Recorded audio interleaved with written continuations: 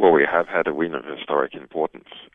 16 months of litigation at the UN, me against Sweden and the UK, with some help from our legal team, two very capable states, and a third state that should not have been in the process but acted informally and illicitly behind the scenes to try and influence the result in the United States. It's not me who's saying that. That is the immediately former head of the working group who was saying that strong political pressure was applied to them behind the scenes by the United Kingdom and by the United States. And we won. So that speaks volumes as to the integrity of the UN jurists in their decision resisting that kind of pressure. And I suppose to some degree it speaks to how flagrant the situation is, where I have been detained for 5 years without charge in prison under house arrest in this country, then for 3 years in this embassy. Are you detained? And that is the dispute, I guess. The UN says you're being arbitrarily detained. Diana Porkempner from Human Rights Watch says the issue is not Assange fleeing Swedish justice. He's continually expressed his willingness to be investigated by Sweden. What he won't do is risk eventual extradition to the US, which would like to prosecute him under the Espionage Act. So that's one side.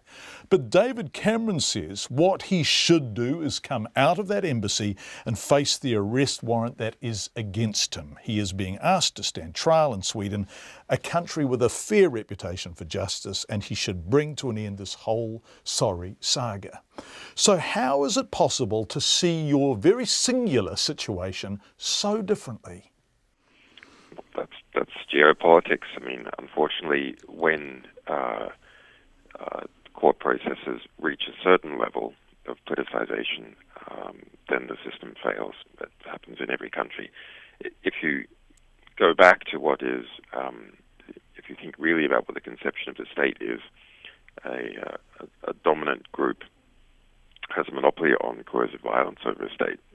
We can look at that in a sort of simplified model of an army occupies a state, and it applies its rules and enforces them through the armed forces, and then that becomes too burdensome to sort out disputes and to enforce them with such heavily armed forces, so they create councils and lightly armed forces, and those evolve eventually into law courts and police.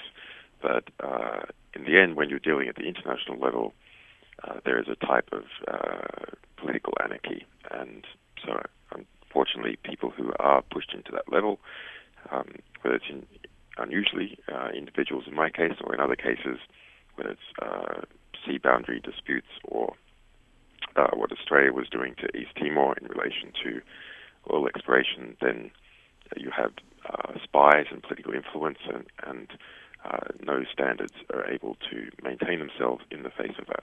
Right, so what happens then? Chelsea Manning, whistleblower, is in jail. Edward Snowden, whistleblower, is in seemingly permanent exile in Russia. And all of this has happened under a purportedly liberal president.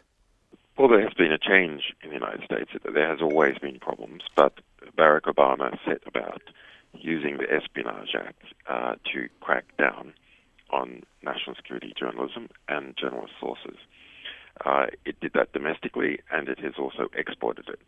Remember that I'm an Australian journalist. Wikileaks is an Australian and European, principally, media organisation. It's not based in the United States, although we have lawyers there. And the US government is trying to apply US law to publications that occur outside the United States, with people working outside the United States. But that's part of a general strategy of lawfare to gain influence over territories that are not formally yours by projecting your law into them. They've done the same thing in another way with Kim.com, for example. So if you believe the tentacles reach even that far, and the cost is that great, then won't that be salutary? Won't people be coerced effectively into silence? Well, a few determined individuals can do rather a lot. You know that the relationship between states and individuals is decided at the margin is a relationship of equilibrium, and it is on the edge of the interface between those two that the equilibrium is decided. So a few committed people can do rather a lot. If you look at the abuse of Chelsea Manning, UN Special Rapporteur for Torture said that he was subject to cruel and degrading treatment in violation of the Convention Against Torture in relation to attempts to interrogate him, to implicate me, and sentenced to 35 years. Well, did that stop Edward Snowden? No, in fact, it was an example of success, a great personal cost, but nonetheless success to Edward Snowden. Also, when the system engages in actions which undermine its own rhetoric of being fair and just, then people feel that it's more moral to go against the orders of the system, and Snowden's another case of that. And there have been numerous others since then. Those people are very famous because they went public. In Manning's case, speaking to a corrupt reporter in the United States who's alleged to have outed him, and in Snowden's case, deciding that he would go public himself because sooner or later they would find that evidentiary trail and make him public.